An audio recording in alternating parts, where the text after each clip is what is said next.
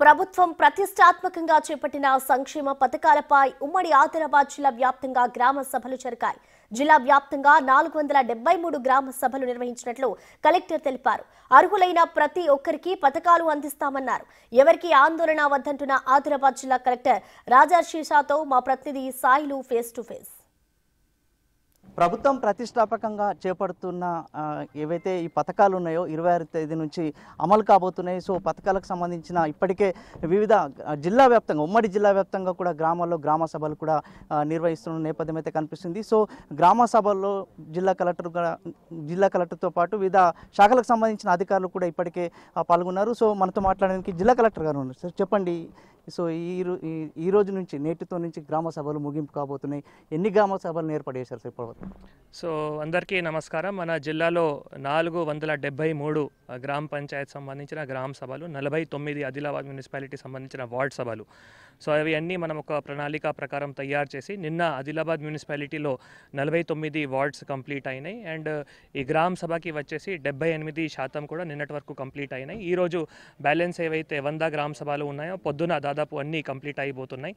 So చాలా వరకు 95% ప్రశాంతంగా నడిచింది. ఒక 5%లో అక్కడక్కడ కొన్ని ఇష్యూస్ రావడం జరిగింది. కానీ ప్రతి ఒక్క గ్రామ సభలో అట్లా సీనియర్ అధికారులు, జీపీ స్పెషల్ ఆఫీసర్ కానీ, మండల్ స్పెషల్ ఆఫీసర్ కానీ, నేను కానీ, పిఓఐటీడీ గారు కానీ, అడిషనల్ కలెక్టర్ కానీ, సబ్ కలెక్టర్ కానీ, ఏసీయూటీ కానీ అందరూ కూడా ప్రతి ఒక్క రోజు కాన్స్టిట్యున్సీలో ప్రకారం ఎక్కడైనా గ్రామ సభ కూడా అటెండ్ చేసి ప్రభుత్వం నుంచి ఏవైతే ఆదేశాలు ఉన్నాయో 4 స్కీమ్ సంబంధించిన అవి ప్రతి ఒక్కరికి కూడా ఎక్స్ప్లెయిన్ చేసి అన్ని చాలా అర్హులైన లబ్ధిదారులకు అందించే విధంగా ఎట్లాంటి చర్యలు తీసుకుంటున్నారు? సో బేసికల్గా మనం 4 స్కీమ్లు ఉన్నాయో 26వ తారీఖు నుంచి స్టార్ట్ అయిపోతున్నాయో రైతు భరోసా సంబంధించిన అండ్ ఏవైతే ఇందిరమ్మ ఆత్మీయ భరోసా సంబంధించిన ఈ 2 స్కీమ్లు ఉన్నాయో ఒక లిస్ట్ మనం ఆల్రెడీ ఫీల్డ్ వెరిఫికేషన్ చేసి అక్కడ గ్రామ సభలో చదవడం జరిగింది. దాంట్లో ఏమైనా క్లెయిమ్స్ అబ్జెక్షన్స్ వస్తే అవి తీసుకోవడం జరిగింది. కొత్త దరఖాస్తులు కూడా ఎక్కడైనా ఇవ్వాలి అంటే అవి కూడా తీసుకోవడం జరిగింది. అవి అన్నీ కూడా డేటా ఎంట్రీ కూడా కంప్లీట్ అయిపోతున్నాయి. మేజర్గా మాకు 2 స్కీమ్స్ అంటే రేషన్ కార్డ్స్ అండ్ ఇందిరమ్మ ఇల్లు సంబంధించిన ఎక్కువ అప్లికేషన్స్ రావడం జరిగింది. ఆ అప్లికేషన్స్ కూడా మనం తీసుకొని ఆన్లైన్ చేసి అర్హులు ప్రతి ఒక్కరికి, ఎందుకంటే నిరంతరం ప్రక్రియ ఉంది కాబట్టి అర్హులు ప్రతి ఒక్కరికి కూడా ప్రభుత్వం ఆదేశాల మేరకు కొత్త రేషన్ కార్డు కానీ ఇందిరమ్మ ఇల్లు కూడా ఇవ్వబోతున్నాము. సో రైతు భరోసా పథకం కింద యోగం కానీ భూములను ఎట్లా గుర్తించారు? ఇప్పటికి ఎన్ని భూములను యాడ్ చేశారు? సో బేసికల్గా మనం ప్రభుత్వం ప్రకారం ఒక 4 కేటగిరీలు ఉన్నాయి. 4 కేటగిరీలు రప్పలు, గుట్టలు, తర్వాత ఈ కాలనీ ఇట్లా కానీ ఇల్లు కానీ ప్రభుత్వం ఏమైనా సేకరించిన భూమి కానీ మైనింగ్ కానీ ఇట్లా 4 కేటగిరీకి ముందే మనం ఈ ఏఈఓ అండ్ తర్వాత రెవెన్యూ స్టాఫ్ ఫీల్డ్ వెరిఫికేషన్ కూడా చేయడం జరిగింది. గ్రామ సభలు మళ్ళీ ఇప్పుడు మనం మొత్తం పూర్తి చేసుకొని డేటా ఎంట్రీ కూడా కంప్లీట్ చేయడం జరిగింది. సో దాని ప్రకారం ఈరోజు ఒక ఫైనల్ ఫిగర్ వస్తాయి. ఎందుకంటే ముందు వెరిఫికేషన్ చేసిన తర్వాత గ్రామ సభలో ఏమైనా అబ్జెక్షన్స్ క్లెయిమ్స్ ఉన్నా అవి తీసుకున్న తర్వాత ఈరోజు ఫైనల్ ఫిగర్ వస్తాయి. దాని ప్రకారమే మనం ఫైనల్ నాన్ అరేబుల్ ఎంత ఉన్నాయో అవి చెప్పగలుగుతాము. సో ఎన్నో ఏళ్ళ నుంచి దాదాపుగా చాలా మంది ఎదురు చూస్తున్నారు. ఇందిరమ్మ ఇండ్లు కావచ్చు, అదేవిధంగా రేషన్ కార్డుకు సంబంధించిన ఆత్మీయ భరోసా, ఇవి 4 పథకాలు ఏవైతున్నాయో సో చాలా మంది ఎదురు చూస్తున్నారు. లబ్ధిదారులు లిస్టులో పేరు లేక చాలా మంది ఆందోళన చేస్తారు. వారికి ఏం చెప్తాను? సో మనం ఇందాక నేను చెప్పినట్లు నేను కూడా మా అధికారులు కానీ ఒక ప్రభుత్వం నుంచి మెసేజ్ చాలా క్లియర్గా రావడం జరిగింది. 4 స్కీమ్ సంబంధించిన 4 స్కీమ్లో ప్రభుత్వమే చాలా క్లియర్గా చెప్పడం జరిగింది. నిరంతరం ప్రక్రియ. ఇందిరమ్మ ఆత్మీయ భరోసాలో ఒకవేళ పేరు రాలేదంటే దయచేసి ఆ గైడ్లైన్ ప్రకారం మీరు దరఖాస్తు ఇవ్వండి. రేషన్ కార్డు ఎవరైనా కొత్త రేషన్ కార్డు కావాలో పేరు రాలేదంటే కొత్త రేషన్ కార్డు కానీ ఉన్న రేషన్ కార్డులో పేరు చేర్చుకోవడానికి కూడా మీరు దరఖాస్తు ఇవ్వండి. ప్రతి ఒక్క దరఖాస్తు కూడా మన దగ్గర ఉంచుకొని ఆన్లైన్ చేసిన తర్వాత వెరిఫికేషన్ కూడా చేసుకుని వారికి కూడా రేషన్ కార్డు వస్తాయి.